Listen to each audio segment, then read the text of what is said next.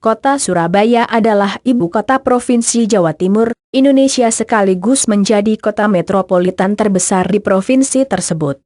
Surabaya merupakan kota terbesar kedua di Indonesia setelah Jakarta. Kota Surabaya juga merupakan pusat bisnis, perdagangan, industri, dan pendidikan di Jawa Timur. Kota ini terletak 789 km sebelah timur Jakarta, atau 426 km sebelah barat Laut Denpasar, Bali. Surabaya terletak di tepi pantai utara Pulau Jawa dan berhadapan dengan Selat Madura serta Laut Jawa. Surabaya memiliki luas sekitar 333,063 km² dengan penduduknya berjumlah 2.813.847 jiwa, 2014. Daerah metropolitan Surabaya yaitu Gerbang Kertosusila yang berpenduduk sekitar 10 juta jiwa, adalah metropolitan terbesar kedua di Indonesia setelah Jabodetabek. Surabaya dilayani oleh Bandar Udara Internasional Juanda, Pelabuhan Tanjung Perak, dan Pelabuhan Ujung. Surabaya terkenal dengan sebutan Kota Pahlawan karena sejarahnya yang sangat diperhitungkan dalam perjuangan merebut kemerdekaan bangsa Indonesia dari penjajah. Kata Surabaya konon berasal dari cerita mitos pertempuran antara Sura, ikan hiu, dan Baya, buaya, dan akhirnya menjadi kota Surabaya. Asal-usul kota Surabaya, Jawa Timur. Cerita rakyat Sura dan Baya setidaknya ada 3 keterangan tentang asal nama Surabaya. Keterangan pertama menyebutkan, nama Surabaya awalnya adalah Curabaya, desa tempat menyeberang di tepian Sungai Berantas. Hal itu tercantum dalam Prasasti Trowulan I tahun 1358 Masehi. Nama Surabaya juga tercantum dalam Puja Sastra Negara Kertagama yang ditulis Mpu Prapanca. Dalam tulisan itu Surabaya, Surabaya, tercantum dalam Puja Sastra tentang perjalanan pesiar pada tahun 1365 yang dilakukan Hayam Wuruk, Raja Majapahit. Namun Surabaya sendiri diyakini oleh para ahli telah ada pada tahun-tahun sebelum prasasti-prasasti tersebut dibuat. Seorang peneliti Belanda, G. H. von Faber dalam karyanya N.W.T.N. Stadgeboren, telah lahir sebuah kota, membuat hipotesis, Surabaya didirikan Raja Kertanegara tahun 1275, sebagai pemukiman baru bagi para prajuritnya yang telah berhasil menumpas pemberontakan kemuruhan tahun 1270 Versi berikutnya, nama Surabaya berkait erat dengan cerita tentang perkelahian hidup dan mati antara Adipati Jayengrono dan Saunggaling.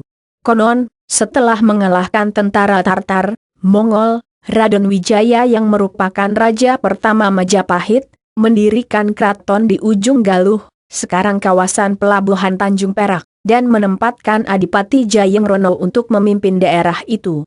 Lama-lama Jayengrono makin kuat dan mandiri karena menguasai ilmu buaya, sehingga mengancam kedaulatan Majapahit. Untuk menaklukkan Jayengrono, diutuslah Saunggaling yang menguasai ilmu Sura. Adu kesaktian dilakukan di pinggir Sungai Kalimas dekat Paneleh. Perkelahian adu kesaktian itu berlangsung 7 hari 7 malam dan berakhir tragis, keduanya meninggal kehabisan tenaga. Dalam versi lainnya lagi, kata Surabaya muncul dari mitos pertempuran antara ikan suro, sura, dan boyo, baya atau buaya, perlambang perjuangan antara darat dan laut. Penggambaran pertarungan itu terdapat dalam monumen Suro dan Boyo yang ada dekat kebun binatang di Jalan Style Surabaya versi terakhir, dikeluarkan pada tahun 1975, ketika Wali Kota Surabaya Suparno menetapkan tanggal 31 Mei 1293 sebagai hari jadi Kota Surabaya. Ini berarti pada tahun 2005 Surabaya sudah berusia 712 tahun. Penetapan itu berdasar kesepakatan sekelompok sejarawan yang dibentuk pemerintah kota bahwa nama Surabaya berasal dari kata Suraingbaya yang berarti keberanian menghadapi bahaya. Sejarah sebelum kedatangan Belanda Surabaya dulunya merupakan gerbang kerajaan Majapahit, yakni di Muara Kalimas.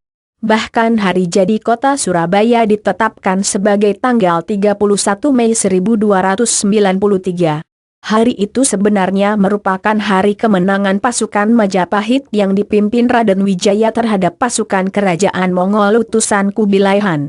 Pasukan Mongol yang datang dari laut digambarkan sebagai ikan suro, ikan hiu berani, dan pasukan Raden Wijaya yang datang dari darat digambarkan sebagai beoyeo, buaya bahaya. Jadi secara harfiah diartikan berani menghadapi bahaya yang datang mengancam. Maka hari kemenangan itu diperingati sebagai Hari Jadi Surabaya. Pada abad ke-15, Islam mulai menyebar dengan pesat di daerah Surabaya. Salah satu anggota Wali Songo, Sunan Ampel, mendirikan masjid dan pesantren di daerah Ampel. Tahun 1530, Surabaya menjadi bagian dari Kerajaan Demak. Menyusul runtuhnya Demak, Surabaya menjadi sasaran penaklukan Kesultanan Mataram, diserbu Panembahan Senopati tahun 1598, diserang besar-besaran oleh Panembahan Sedaingkrapyak tahun 1610, diserang Sultan Agung tahun 1614. Pembelokan aliran sungai berantas oleh Sultan Agung akhirnya memaksa Surabaya menyerah. Suatu tulisan Focek tahun 1620 menggambarkan Surabaya sebagai negara yang kaya dan berkuasa. Panjang lingkarannya sekitar 5 mijolan Belanda, sekitar 37 km, dikelilingi kanal dan diperkuat meriam. Tahun tersebut, untuk melawan Mataram, tentaranya sebesar 30.000 prajurit. 1. Dalam perjanjian antara Pakubuwono I dan Focek pada tanggal 11 November 1743, Surabaya diserahkan penguasaannya kepada Focek. Zaman Hindia Belanda. Pada zaman Hindia Belanda, Surabaya berstatus sebagai ibu kota Karsidenan Surabaya, yang wilayahnya juga mencakup daerah yang kini wilayah Kabupaten Gresik, Sidoarjo, Mojokerto, dan Jombang. Pada tahun 1905, Surabaya mendapat status kota madya, Gemeente. Pada tahun 1926, Surabaya ditetapkan sebagai ibu kota Provinsi Jawa Timur. Sejak itu Surabaya berkembang menjadi kota modern terbesar kedua di Hindia Belanda setelah Batavia. Sebelum tahun 1900, pusat kota Surabaya hanya berkisar di sekitar Jembatan Merah saja. Sampai tahun 1920-an, tumbuh pemukiman baru seperti daerah Darmo, Gubeng, Sawahan, dan Ketabang. Pada tahun 1917 dibangun fasilitas pelabuhan modern di Surabaya. Tanggal 3 Februari 1942, Jepang menjatuhkan bom di Surabaya. Pada bulan Maret 1942, Jepang berhasil merebut Surabaya. Surabaya kemudian menjadi sasaran serangan udara sekutu pada tanggal 17 Mei 1944. Pertempuran mempertahankan Surabaya. Artikel utama untuk bagian ini adalah peristiwa 10 November. Setelah Perang Dunia I usai, pada 25 Oktober 1945, 6.000 pasukan Inggris India yaitu Brigade 49, Divisi 23 yang dipimpin Brigadir Jenderal Albertine Walter Southern Malabi mendarat di Surabaya dengan perintah utama melucuti tentara Jepang, tentara dan milisi Indonesia. Mereka juga bertugas mengurus bekas tawanan perang dan memulangkan tentara Jepang. Pasukan Jepang menyerahkan semua senjata mereka, tetapi milisi dan lebih dari 20.000 pasukan Indonesia menolak. Tentara Britania menembaki sniper dalam pertempuran di Surabaya. 26 Oktober 1945, tercapai persetujuan antara Bapak Suryo, Gubernur Jawa Timur dengan Brigjen Malabi bahwa pasukan Indonesia dan milisi tidak harus menyerahkan senjata mereka. Sayangnya terjadi salah pengertian antara pasukan Inggris di Surabaya dengan markas tentara Inggris di Jakarta yang dipimpin Letnan Jenderal Sir Philip Tristison. 27 Oktober 1945, pukul jam 11 siang, pesawat Dakota AU Inggris dari Jakarta menjatuhkan selebaran di Surabaya yang memerintahkan semua tentara Indonesia dan milisi untuk menyerahkan senjata. Para pimpinan tentara dan milisi Indonesia marah waktu membaca selebaran ini dan menganggap Brigjen Malabi tidak menepati perjanjian tanggal 26 Oktober 1945. 28 Oktober 1945, pasukan Indonesia dan milisi menggempur pasukan Inggris di Surabaya. Untuk menghindari kekalahan di Surabaya, Brigjen Malabi meminta agar Presiden RI Soekarno dan Panglima Pasukan Inggris Divisi 23, Mayor Jenderal Douglas Cyril Hawthorne untuk pergi ke Surabaya dan mengusahakan perdamaian. 29 Oktober 1945, Presiden Soekarno, Wapres Muhammad Hatta dan Menteri Penerangan Amir Syarifuddin Harahap bersama Maijen Hawthorne pergi ke Surabaya untuk berunding. Pada siang hari, 30 Oktober 1945, dicapai persetujuan yang ditandatangani oleh Presiden RI Soekarno dan Panglima Divisi 23 Maijen Hawthorne. Isi perjanjian tersebut adalah diadakan perhentian tembak-menembak dan pasukan Inggris akan ditarik mundur dari Surabaya secepatnya. Maijen Hawthorne dan ketiga pimpinan RI meninggalkan Surabaya dan kembali ke Jakarta. Pada sore hari, 30 Oktober 1945, Brigjen Malabi berkeliling ke berbagai pos pasukan Inggris di Surabaya untuk memberitahukan soal persetujuan tersebut. Saat mendekati pos pasukan Inggris di Gedung Internatio, dekat Jembatan Merah, mobil Brigjen Malabi dikepung oleh milisi yang sebelumnya telah mengepung Gedung Internatio. Karena mengira komandannya akan diserang oleh milisi, pasukan Inggris Kompi D yang dipimpin Mayor Venuka Gopal melepaskan tembakan ke atas untuk membubarkan para milisi.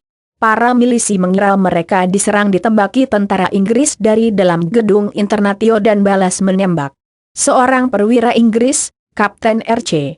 Smith melemparkan granat ke arah milisi Indonesia, tetapi meleset dan malah jatuh tepat di mobil Brigjen Malabi. Granat meledak dan mobil terbakar. Akibatnya Brigjen Malabi dan sopirnya tewas. Laporan awal yang diberikan pasukan Inggris di Surabaya ke markas besar pasukan Inggris di Jakarta menyebutkan Brigjen Malabi tewas ditembak oleh milisi Indonesia. Letjen Sir Philip Tristison marah besar mendengar kabar kematian Brigjen Malabi dan mengerahkan 24.000 pasukan tambahan untuk menguasai Surabaya. 9 November 1945, Inggris menyebarkan ultimatum agar semua senjata tentara Indonesia dan milisi segera diserahkan ke tentara Inggris, tetapi ultimatum ini tidak diindahkan. 10 November 1945, Inggris mulai membom Surabaya dan perang sengit berlangsung terus-menerus selama 10 hari. 2 pesawat Inggris ditembak jatuh pasukan RI dan salah seorang penumpang Brigadir Jenderal Robert G. Lodershemondis terluka parah dan meninggal keesokan harinya. 20 November 1945, Inggris berhasil menguasai Surabaya dengan korban ribuan orang prajurit tewas. Lebih dari 20.000 tentara Indonesia, milisi dan penduduk Surabaya tewas. Seluruh kota Surabaya hancur lebur. Pertempuran ini merupakan salah satu pertempuran paling berdarah yang dialami pasukan Inggris pada dekade 1940-an. Pertempuran ini menunjukkan kesungguhan bangsa Indonesia untuk mempertahankan kemerdekaan dan mengusir penjajah. Karena sengitnya pertempuran dan besarnya korban jiwa, setelah pertempuran ini, jumlah pasukan Inggris di Indonesia mulai dikurangi secara bertahap dan digantikan oleh pasukan Belanda. Pertempuran tanggal 10 November 1945 tersebut hingga sekarang dikenang dan diperingati sebagai Hari Pahlawan.